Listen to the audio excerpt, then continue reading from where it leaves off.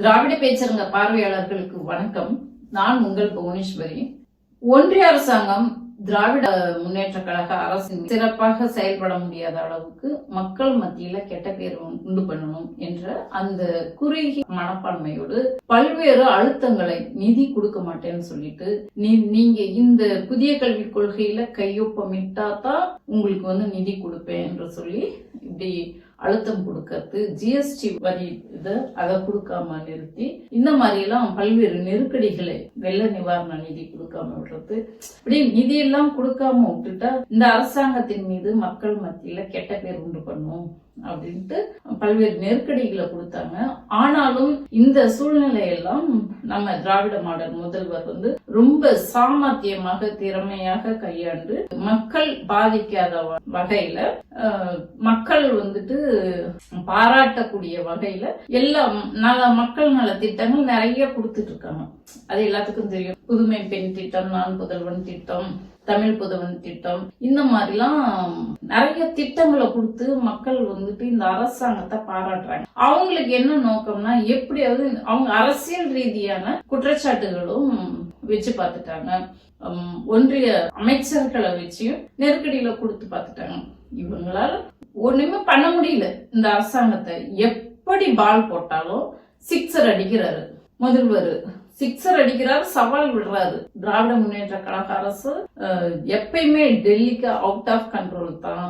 நீங்க எத்தனை பேத்த வேணா கூட்டிட்டு வாங்க, அடிமைகளை கூட்டிட்டு வாங்க, புது அடிமை பழைய அடிமை யார வேணா கூட்டிட்டு வாங்க, நாங்க ஒரு கை பாத்துறோம் அப்படின்ட்டு சவால் விடுறாரு. என்ன காரணம்னாக்க, இங்கு திமுக என்பது திராவிட மண். இங்க உள்ள மக்கள் எல்லாருமே இந்துக்கள் தான். பெரும்பான்மை மக்கள் இந்துக்களாக இருந்தாலும் ஆனாலும் வாக்குன்னு வரும்போது திமுகவை தான் நம்புறாங்க, திராவிட இயக்க கொள்கையை தான் நம்புறாங்க. பிஜேபியை மக்கள் நம்ப மாட்டேங்கிறாங்க. அதனால என்ன பண்ணாருன்னா, நம்ம அரசியல் ரீதியான எல்லா அழுத்தமும் கொடுத்துட்டு எல்லாத்தையும் எதிர்கொண்டுறாங்க. அதனால என்ன பண்ணலாம்னா, நம்ம நீதிபதியை வச்சு சட்டத்தின் மூலமாக இவங்களுக்கு நெருக்கடி கொடுக்கணும் அப்படின்னு சொல்லிட்டு ஒரு பிளான் பண்ணிட்டு வந்தாங்க. ஜி.ஆர். சுவாமிநாதனை வச்சு. அது பாருங்க, மக்கள்கிட்ட போனா மக்கள் ஈடுபடாது, மக்கள் பிஜேபி அரசாங்கத்துக்கு சப்போர்ட் பண்ண மாட்டாங்கன்ட்டு ஜி.ஆர். சாமிநாதனை வச்சு ரொம்ப பிளான் பண்ணி இந்த இந்து அமைப்பை சார்ந்த ராம் ரவிக்குமாரை வச்சு ஒரு பெட்டிஷன் போடுறாங்க. இந்த தீபம் டிசம்பர் 3ஆம் தேதி தான் ஏத்தணும் அப்படின்ட்டு எல்லாத்துக்குமே தெரியும். கேலண்டர் ஜனவரியிலேயே வந்துருது கேலண்டர். அப்ப தீபம் என்னைக்கு ஏத்தணும்னு எல்லாத்துக்குமே தெரியும். பிளான் பண்ணி கரெக்டா டிசம்பர் 3ஆம் தேதிக்கு 2 நாள் முன்னாடி பெட்டிஷன் போடுறாங்க. 2 நாள் முன்னாடி பெட்டிஷன் போட்டு கரெக்டா அந்த தீபம் ஏத்துற அன்னைக்கு டிசம்பர் 3ஆம் தேதி மாலை 6 மணிக்கு தீர்ப்பு சொல்றாரு ஜி.ஆர். சுவாமிநாதன். இன்னைக்கு இந்த இடத்துல இந்த தீபக்கள் அவங்க சொல்றாங்க தீபத்தூன்னு, இந்த இடத்துல தீபம் ஏத்தணும். இதுக்கு தமிழ்நாடு அரசு சப்போர்ட் பண்ணும். அப்படி ஒருவேளை தமிழ்நாடு அரசு சப்போர்ட் பண்ணலாம், மத்திய காவல் படையை கூட்டிட்டு போயிட்டு நீங்க பாதுகாப்பு வச்சுட்டு தீபம் ஏத்துங்க.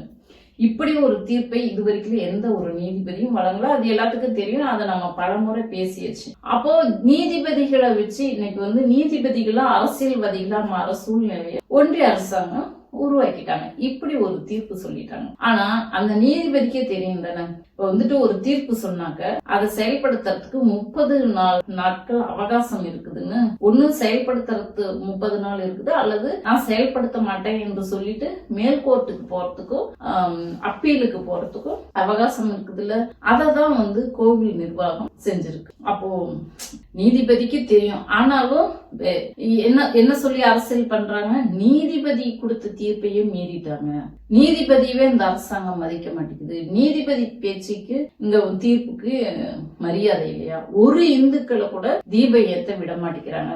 இப்படி உளவியல் ரீதியான தாக்கத்தை மக்கள்கிட்ட ஏற்படுத்தணும், இந்துக்களுக்கு இவங்க விரோதிகளை போல சித்தரிக்கணும் என்று சொல்லி இப்படி ஒரு பரபரப்பை ஏற்படுத்தினாங்க. அப்போ என்ன பண்ணிட்டாங்க, திராவிட முன்னேற்ற கழக அரசாங்கம் 144 போட்டிருக்குன்னு சொல்லிட்டு அந்த ஏன்னா இது அந்த கோவில் சிக்கந்தர் கோயிலுக்கும் அந்த திருப்பரங்குன்ற மலைக்கும் நடுவுல இந்த அளவைக்கல் இருக்கு, எல்லைக்கல். அது இதுவரைக்கும் இருக்கு, இவங்களுக்கு இந்த இந்துக்களுக்கு சொந்தமானது என்ற அந்த அளவைக்கல்ல போய் தீபம் ஏத்தக்கூடாது, ஏத்தவும் முடியாது.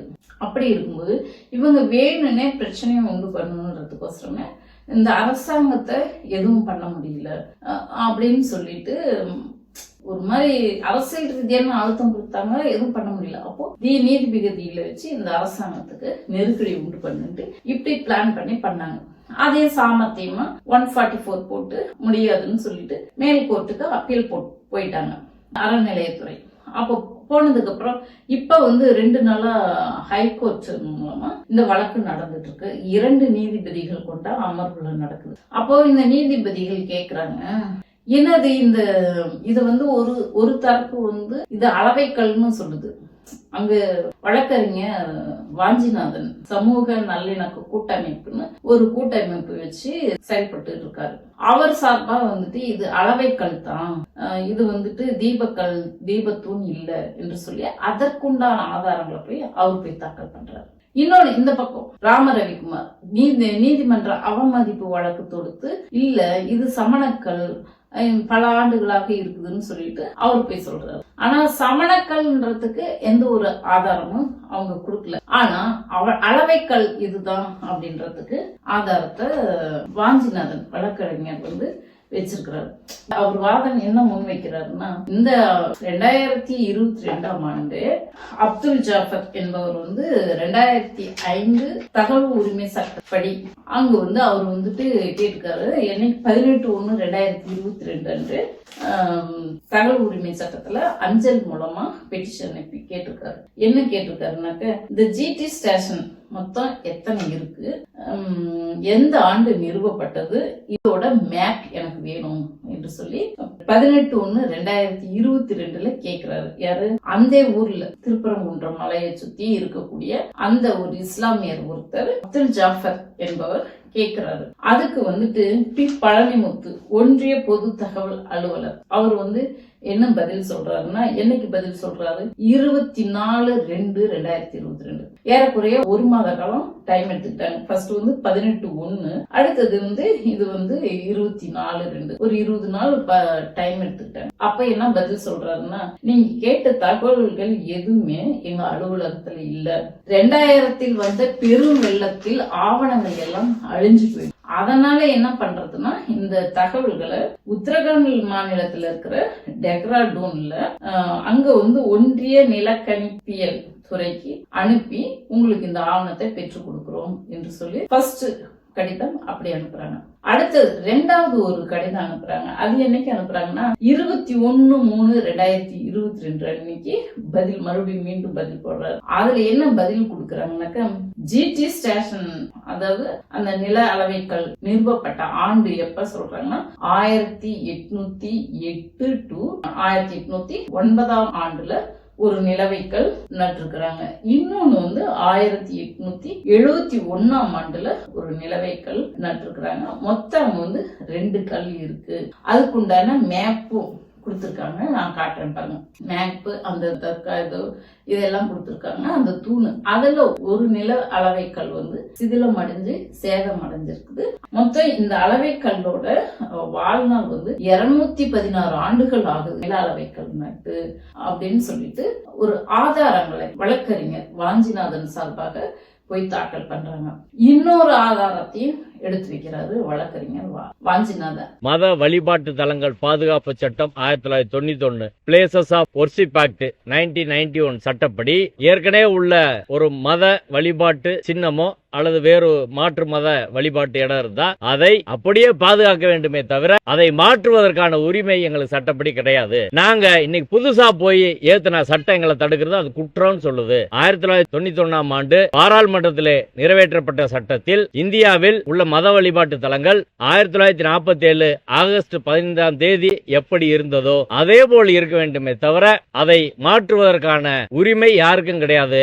யாரும் வழக்கும் தொடுக்க முடியாது. எனவே நீதிபதி GR சாமிநாதன் அவர்கள் முன்பாக இவர்கள் தொடுத்த வழக்கு என்பதே செல்லாது. அது மத வழிபாட்டு தலங்கள் பாதுகாப்பு சட்டத்துக்கு எதிரானது என்பதை நாங்கள் சொல்கிறோம். எனவே அவர் போட்டிருக்கிற உத்தரவு நீதிபதி திரு GR சாமிநாதன் அவர்கள் வழங்கி இருக்க உத்தரவு என்பதை எங்களால் சட்டப்படி அமல்படுத்த முடியாது. பாராளுமன்றத்தின் சட்ட தடை இருக்கிறது என்று 2வது வாதத்தை முன்வைத்தார். 3வதாக இந்த வழக்கு தாக்கல் செய்யப்பட்ட முறை, விசாரித்த முறை எல்லாமே சரியான முறையில் இந்த வழக்கு விசாரணை என்பதே நடைபெறவில்லை. குறிப்பாக கார்த்திகை மாதம் தீபம் ஏற்றும் தேதி ராம ரவிக்குமாருக்கோ மற்றவர்களுக்கோ ரொம்ப காலமா தெரியும். காலன்று சித்திரையிலே வந்துருச்சு. சித்திரை மாசத்திலிருந்து பல்வேறு மாதங்கள் கார்த்திகை வரை அவர்கள் பல நீதிமன்றங்களை தவிர்த்து, பல நீதிபதிகளை தவிர்த்து ஏன் காத்திருந்தார்கள்? அவர்கள் கடைசி நேரத்தில் வந்து வழக்கு தாக்கல் செய்து, கடைசி நேரத்தில் இந்த குறிப்பிட்ட அமர்வை தேர்வு செய்து வழக்கு தாக்கல் செய்திருக்கிறார்கள். அது என்னன்னா 1991ஆம் ஆண்டு பாராளுமன்றத்துல ஒரு சட்டம் நிறைவேறாது. அது என்னன்னா, இந்த கோவில்கள்லாம் சுதந்திரம் அடைஞ்ச நாள், அதாவது 1947 ஆகஸ்ட் 15ஆம் தேதி எப்படி இருந்ததோ அதை அப்படியே பழமை மாறாமல் எந்த ஒரு மாற்றத்துக்கும் உட்படுத்தாமல் அந்த வழிபாட்டு தலங்கள் இருக்க வேண்டும் என்று சொல்லி 1991ஆம் ஆண்டு பாராளுமன்றத்துல சட்டம் இயற்றப்படுகிறது. அப்போ அந்த சட்டத்தின் கீழும் நில அளவைகள் தான் என்கின்ற அந்த ஆதாரங்களின் அடிப்படையிலும் இந்த மத நல்லிணக்க கூட்டமைப்பின் வழக்கறிஞர் வாஞ்சிநாதன் வந்து ஹைகோர்ட்ல வந்து ஆதாரங்களை எடுத்து வைக்கிறார். அதே சமயம் கோவில் நிர்வாகம், இந்து சமய அறநிலையத்துறை நிர்வாகம் என்ன சொல்லுது அப்படின்னா, அவங்கள் தரப்புல உள்ள ஆதாரங்களை எடுத்து வைக்கிறாங்க. இந்த தீபம் வந்துட்டு எங்க வேணாலும் நினைச்ச இடத்துல தீபம் ஏத்திட முடியாது, நினைச்ச நாள் ஏத்த முடியாது. ஆகம விதிப்படித்தான் தீபத்தை ஏத்த முடியும். ஆகம விதிப்படி டிசம்பர் 3ஆம் தேதி உச்சி பிள்ளையார் கோயில்ல அங்கதான் ஏத்தணும். அது ஏத்தி முடிச்சாச்சு. அதுக்கப்புறம் நினைச்ச நேரம் நினைச்ச இடத்துல ஏத்த முடியாது. இது உங்க வீடு இல்ல. வீட்டுல வேணா பெட்ரூம்ல வைப்பீங்க, ஹால்ல வைப்பீங்க, வாசப்படியில வைக்கலாம், முற்றத்துல காம்பவுண்ட் சுவர் மேல வைக்கலாம், என்னைக்கு வேணாலும் வச்சுக்கலாம், யாரும் கேட்க போறதில்ல. அப்போ உங்க வீடும் பொது இடமும் ஒன்னாயிடாது. கோயிலுக்காக ஒதுக்கப்பட்ட இடங்கள்ல ஆகம விதிப்படித்தான் இத வந்து தீபம் ஏத்த முடியும். இதுக்குன்னு ஒரு நிர்வாகம் இருக்கு. இந்த நிர்வாக உரிமையில கோர்ட் தலையிடக்கூடாது என்று இந்து சமய அறநிலையத்துறை சார்பாக அவங்களுக்கு உண்டான ஆதாரங்கள்லாம் கோர்ட்ல போய் தாக்கல் பண்றாங்க. இந்துக்களோட உரிமை என்ன? தீபம் ஏற்றுவது. ஆண்டாண்டு காலமாக அந்த இடத்துலதான் உச்சி பிள்ளையார் கோயில்ல தான் தீபம் ஏத்திட்டு இருக்கிறாங்க. அதாவது ஜெயலலிதா அம்மையார் முதல்வராக இருக்கும் போதும், எடப்பாடி பழனிசாமி முதல்வராக இருக்கும் போதும், அதுக்கு முன்னாடி OPS முதல்வராக இருந்த போதும், அதுக்கு முன்னாடி கலைஞர் முதல்வராக இருந்த போதும், எம்ஜிஆர் முதல்வராக இருந்த போது, அதுக்கு முன்னாடி காமராசர் இருந்த போது, அதுக்கு முன்னாடி பக்தவச்சலம் இருந்த போது, முதல்வராக இருந்த போது, அப்போ ஆண்டாண்டு காலமாக 100 ஆண்டுகளுக்கு மேல இந்த இடத்துலதான் உச்சி பிள்ளையார் கோயில்ல தான் தீபம் ஏத்திட்டு இருக்காங்க. இந்துக்களின் அந்த உரிமைய திமுக அரசு எந்த விதத்திலையும் தடை போடல. நீங்க ஏத்தக்கூடாது என்று சொல்லி தடை போடல. இப்போ வந்து புதுசா இந்த பிரச்சனையை கிளப்பி இருக்கிறது, இந்த இடத்துலதான் தீபம் ஏத்தணும் அப்படின்னு சொல்லிட்டு கேட்கறது யாரு? இவங்க இந்த குரூப், இந்த சங்கிங்க குரூப். அப்போ வேணும்னே பிரச்சனை உண்டு பண்ணும், மக்கள் மத்தியில வந்து பதற்றமான சூழ்நிலையை உண்டு பண்ணும் என்று சொல்லுது அவங்கதான். அவங்க கிட்ட எந்த ஒரு ஆதாரமும் இல்ல. இது தீபத்தூண் தான், இந்த இடத்துல இந்த ஆண்டுல இந்த இடத்துல தீபம் ஏத்தனாங்க அப்படிங்கறதுக்கான எந்த ஆதாரமும் இல்ல. அப்போ வேணும்னே ஒரு நீதிபதி மூலமாக, அவங்களால் ஏவப்பட்ட அந்த நீதிபதி மூலமா இந்த தீர்ப்பு வழங்க சொல்லி ஒரு அரசாங்கத்துக்கு பிரச்சனையை கொடுக்கறாங்க. இது இதோடதான் முடிஞ்சதா அப்படின்னு சொல்லி பார்த்தாக்க, அடுத்து ஒரு வழக்கு வருது. அடுத்த காணொலியில அந்த அதாவது நவோதய கல்வி, நம்ம இந்த மொழிக் கொள்கையில எப்படி இவங்களை வந்துட்டு தேர்தல் நேரத்துல இவங்க மேல சட்ட ஒழுங்கு பிரச்சனை ஏற்படுத்துறது என்று அந்த மொழிக் கொள்கை குறித்தும் அந்த கேஸ் ஒண்ணு 2 நாளைக்கு முன்னாடி நடந்திருக்குது. அடுத்த காணொலியில அது குறித்து பார்ப்போம். அது வரைக்கும் இந்த ஒன்றிய அரசாங்கம் இந்த நீதிபதிகளை வச்சு அரசியல் செய்யும் இந்த அரசியலை நம்ம எப்படி எதிர்கொள்ளலாம்? திமுக அரசாங்கம் சரியாக கையாளுதா, அல்லது இந்த சங்கிகள் என்ன மாதிரி யுக்தி எடுத்துட்டு வருவாங்க, அதை எப்படி நம்ம தடுக்கணும் என்று உங்களுடைய ஆலோசனையை நம்ம கூட பகிர்ந்துக்குங்க. நன்றி, வணக்கம்.